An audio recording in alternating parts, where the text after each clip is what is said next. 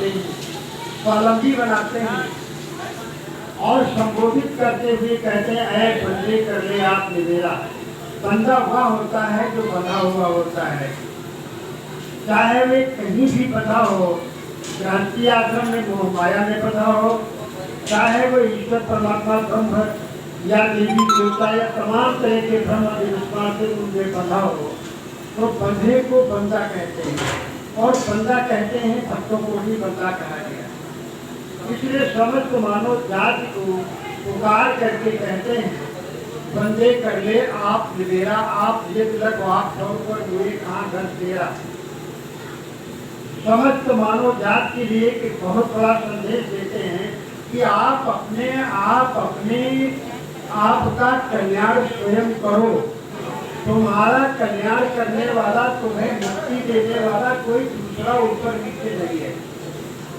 तुम स्वयं अपनी आप के बुराइयों को देखो कि बुरा क्या है, दोष क्या है, गलतियां कौन सी जीवन में हो रही है, उनका त्याग करो और अपने आप के जीवन को ठीक करो, शुद्ध करो। तुम्हारे जीवन में अंधेरा है, तुम्हारे जीवन में दुख है, कष्ट है, क्यों है, इसका पता लगाओ और उसे दूर करने का प्रयास करो। आपने मेरा, आप ये तिलक आप छोड़कर मेरे कहा कर दिया। अपने जीते मरने के बाद तुम्हारा ये समझो कि मरने के बाद हमें भगवान वैकुंठ में भेज देंगे। लोग कहते हैं ना कि अरे भक्ति करेंगे तो, अच्छे काम करेंगे तो जाना तो भगवान के घर में है, जाना तो भगवान के घर में है। भगवान ऐसे हैं तो अपना पूरा कचरा भर लेंगे अपने घर में, पूरी दुनिया को अपने घर में भर लेंगे, तो क्यों पूरा कबाड़ भरेगी? कि जब यहाँ संसार में हमने भेजा है कि हर प्राणी के ऊपर दया करो, वैर भाव न रखो, ईर्ष्या द्वेष न रखो, सब लोग मिलजुल करके चलो, सत्कर्म करो, भलाई करो दूसरे का, और एक दूसरे की पीड़ा को, दर्द को समझो और उपद्रव कर करके अत्याचार, छल कपट, बेईमानी, मिलावटबाजी, धोखाधड़ी, खून खराबा, अनाचार, दुराचार, दुष्टता कर करके और कहो कि हमें शांति मिले, मुक्ति मिले, हमें भगवान, हमें अल्लाह मुक्ति दे दे, हमें अल्लाह जन्नत दे दे, भगवान हमें वैकुंठ दे दे, तो ये बात देखना ही गलत है। और भाई हमें भगवान के घर में जाना, वहाँ भगवान के घर में ये थोड़े कि तुम यहाँ शांति बचाए हो तो वहाँ भी तो अशांति में जाओगे वहाँ जा करके। तो ये न सोच, ये न ख्वाब देखो कि हमें ऐसे ही हम चले जाएंगे और वहाँ मुझे कहाँ घर पे जाता है। जैसे मरने के बाद तुम्हारा घर कहाँ है? तुम्हारा घर कहीं नहीं है।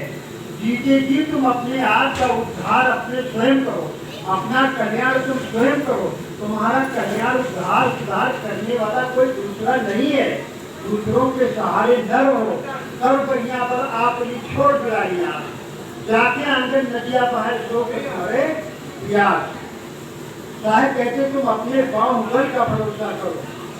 और यही बात बुद्ध ने भी कहा है, अपदीपो भव। बुद्ध की वाणी जो सुनने वाले लोग हैं, बुद्ध की कथा जो कहने वाले लोग हैं, आज मैं कहूँगा वो कान खोल करके ध्यान दे करके सुन ले। बुद्ध क्या कहते थे, बुद्ध का क्या सिद्धांत था, उसे थोड़ा ध्यान दे। हम हैं कबीर साहब के अनुयायी,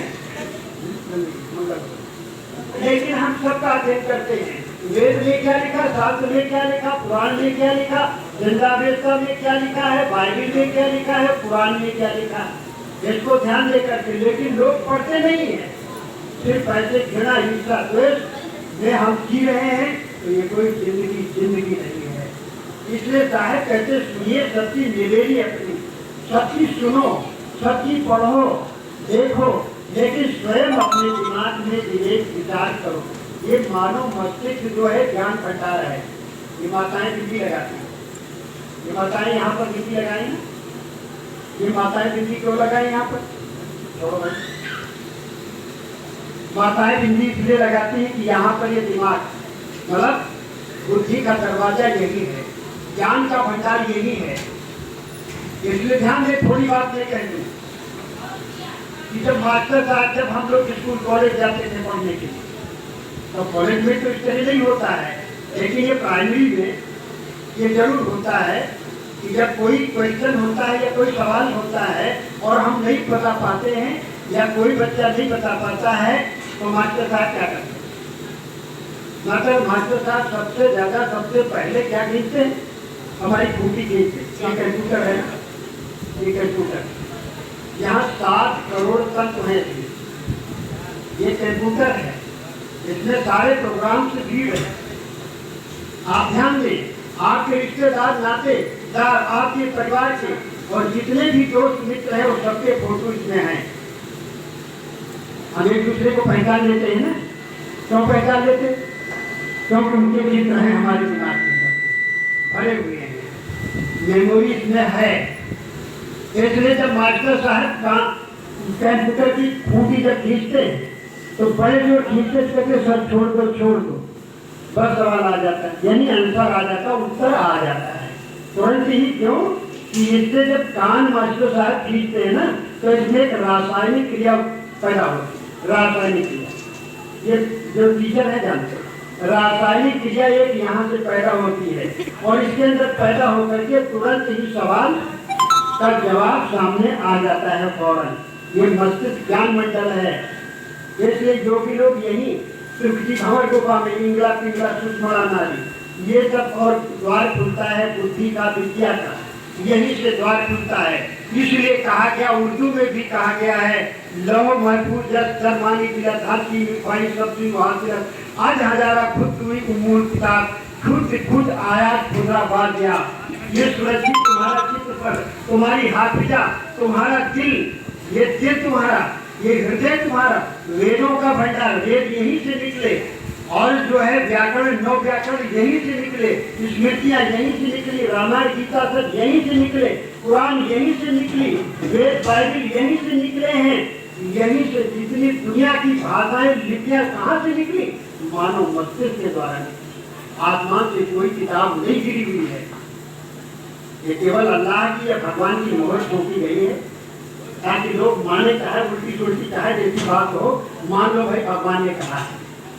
भगवान ने कहा भाई कर्ण काने से पैदा हो गए, महाभारत में लिखा, वेद में लिखा, कर्ण काने से पैदा हुए, मग मैडम नाक से पैदा हो गए, नाक से पैदा हो गए।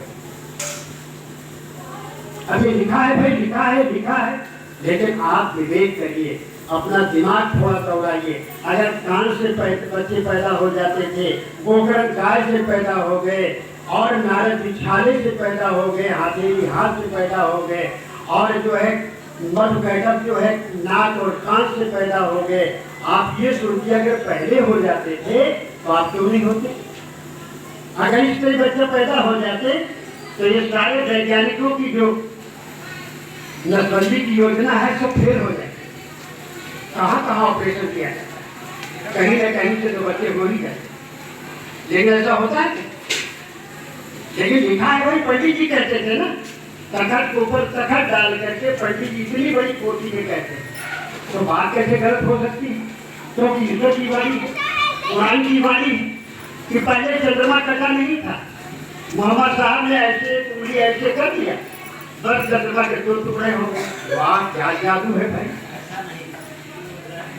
चंद्रमा कट गया, भजिया तो लाल भर हो गया, चंद्रमा कट गया। तो देखते कहते हाँ भाई देखो, ये दूज जो देखी जाती है ना, चंद्रमा चांद देख करके तब जो है रोजा समाप्त करते हैं। तो देखते हैं चंद्रमा पूरी थी, लेकिन मोहम्मद साहब ने उंगली ऐसे किया तो चांद के 2 टुकड़े हो गए, चांद के 2 टुकड़े हो गए। एक तरह ये तमाम काल्पनिक बातें हम कहाँ तक बताएं? बहुत कुछ लिखा है, सब कहीं लिखा है, लेकिन अपने दिमाग से तुम्हें हमें सोचना है।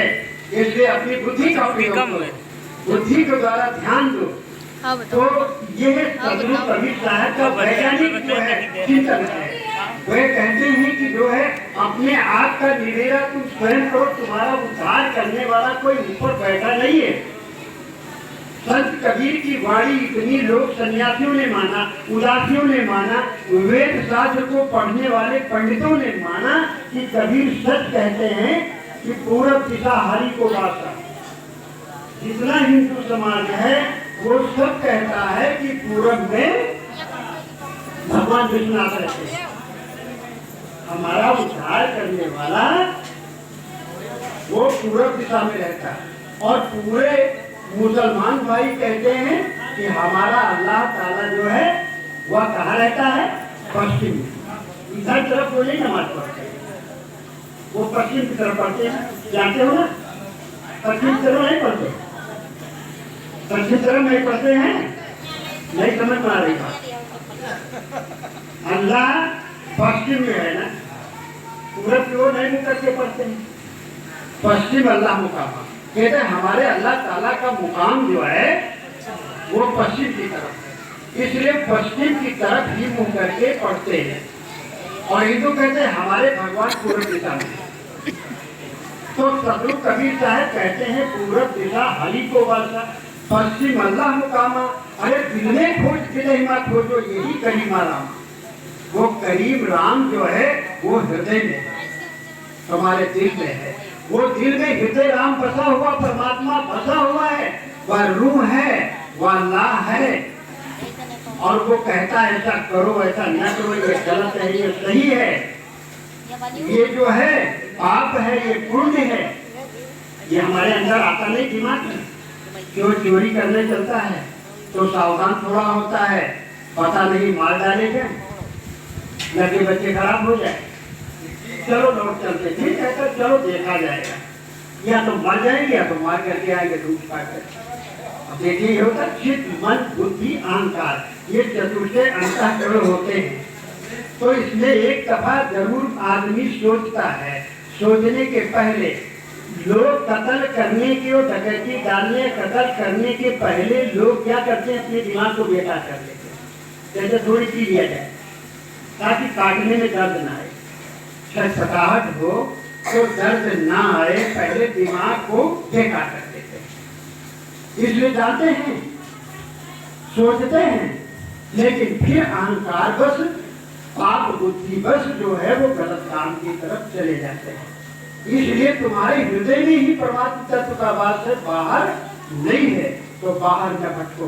साहब कहते तुम किसके सहारे, किसी के सहारे पाप करना, किसी के सहारे गलत कार्य करना, हत्या करना, मिलावटबाजी करना, छल कपट करना, किसी के सहारे मत करो कि हमारा कोई पाप काट देगा।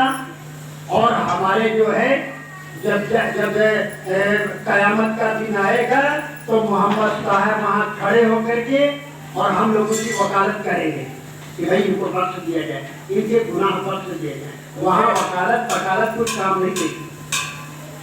जब यहाँ की दुनिया की अदालतें कोई तुम्हारे हत्या पाप को माफ नहीं करती हैं, तो भला तुम जिसकी कल्पना करते हो कि कोई ऊपर है, वो माफ करेगा?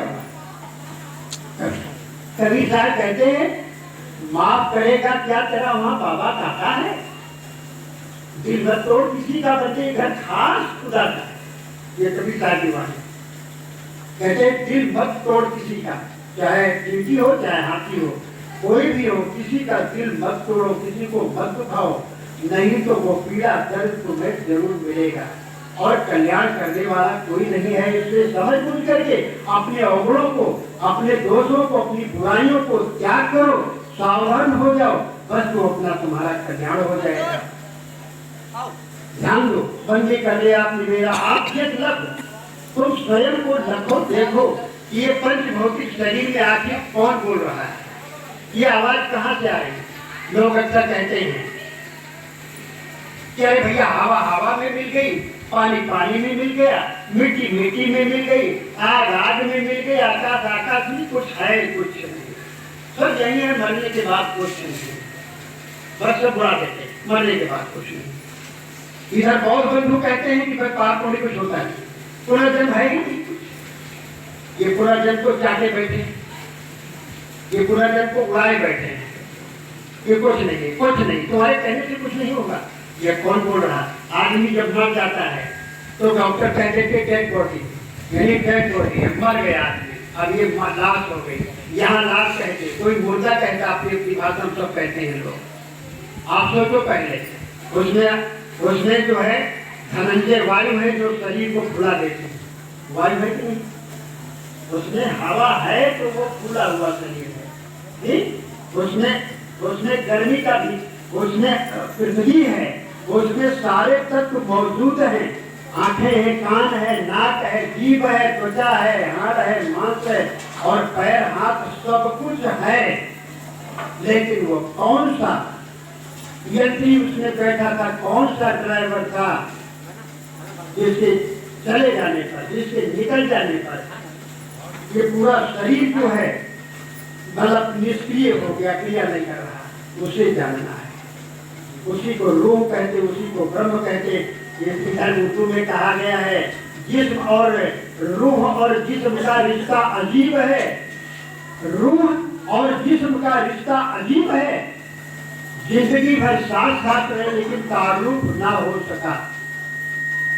शायर कहता है कि रूह यानी इसमें जो जीव आत्मा है, जिसे रूह उर्दू में कहा जाता है अरबी में, और शरीर कहते हैं, जिस्म कहते हैं शरीर को, तो दोनों साथ साथ रहे। लेकिन सबसे बड़ी भूल कि हम रूह को न समझ सके, अपने आप को न जान सके। साहब कहते हैं तुम अपने स्वयं को देखो, लखो।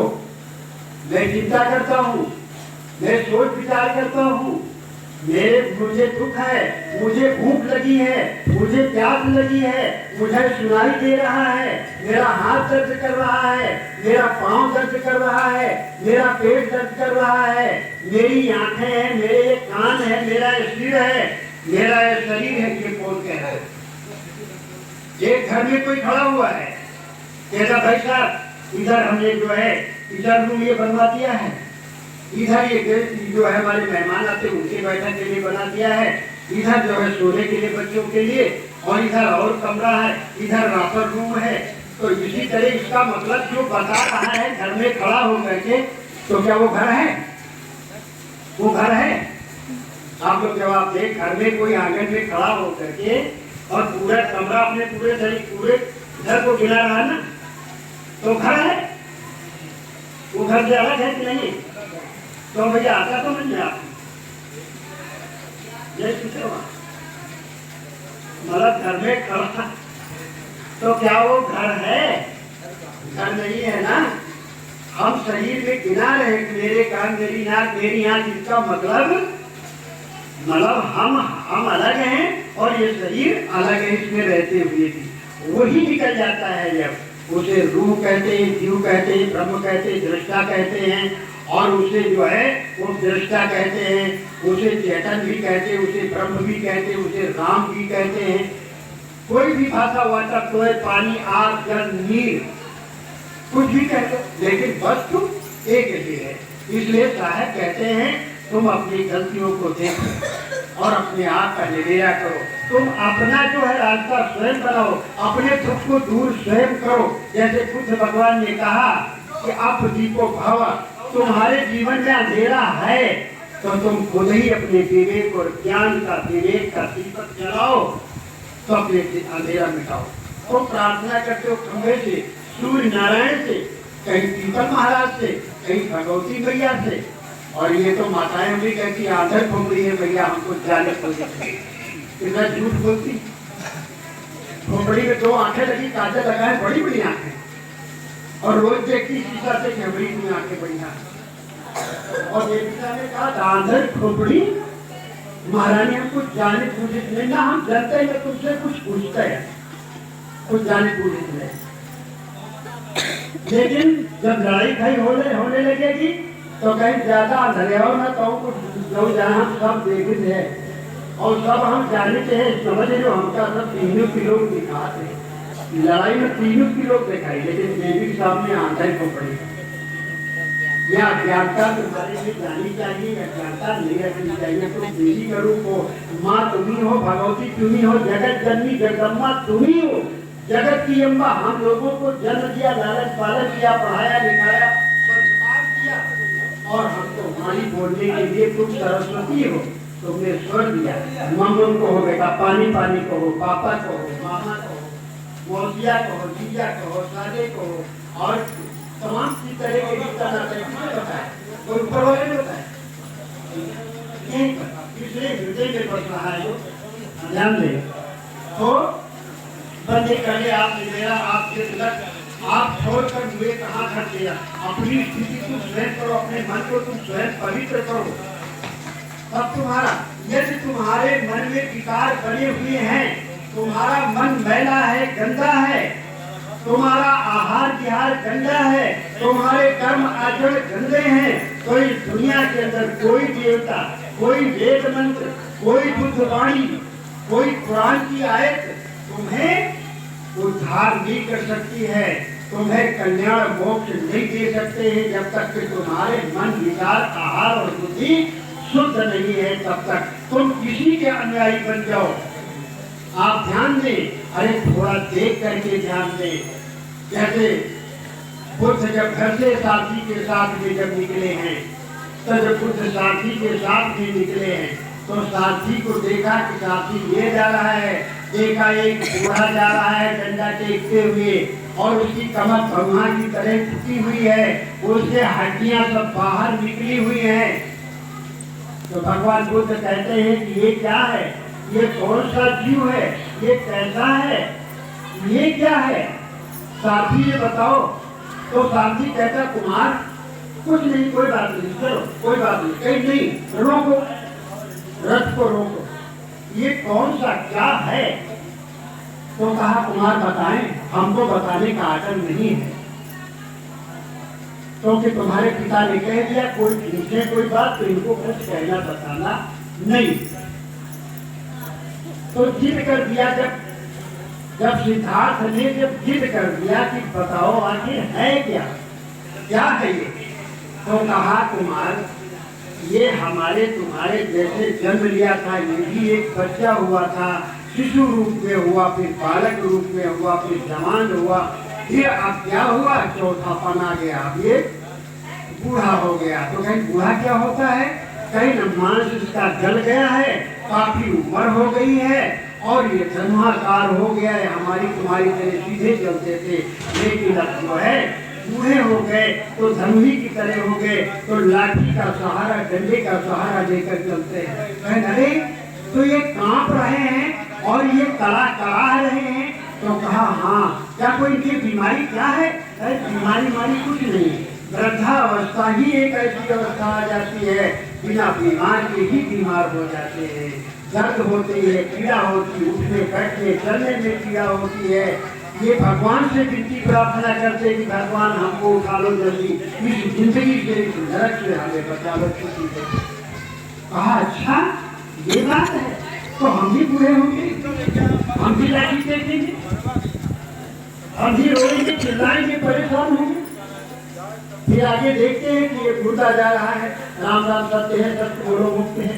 और फिर बंद कर थोड़ी देर का बताइए, खाने में याद है घंटा में ये जो है आदमी जो जन्म लिए थे वो मर गए हैं, अब इनको जा रहे हैं शमशान में दफनाने, इनको जलाते हैं। अच्छा ये भी बात है। तो बुद्ध ने कहा चलो बस रथ वापस करो, वापस जा करके विचार करके बताइए, कोई श्रीमद् भागवत उनकी सुनाई गई, उनकी 7 दिन 9 दिन सुनाई गई कोई भागवत नहीं। यहाँ कितने लोग भागवत सुनते हैं 9 दिन 7 दिन 5 दिन। कोई शराब छोड़ता है, कोई गांजा भात छोड़ता है, कोई मांसाहार छोड़ता है, कोई घर बार छोड़ता है, कोई त्याग गया करता है, अपने आप को कोई खा जाता है। कितने लोग तीर्थ करते हैं, कितने लोग देवी के दर्शन करते हैं, बाद में बताएंगे इसके बारे में। तो क्या अपनी आत्मा को सिखाते हैं, क्या कुछ करते हैं। लेकिन बुद्ध ने देखा तो कहा अरे जन्म है तो मृत्यु भी होगी, जन्म है तो जरा भी आएगी, यानी जरावस्था, यानी हम व्रत होंगे और फिर मर जाएंगे। इस दुख को हम ऐसी तपस्या करेंगे, ऐसी तपस्या करेंगे जो पूरा हमें जो है हमें मोक्ष और कल्याण मिल जाए।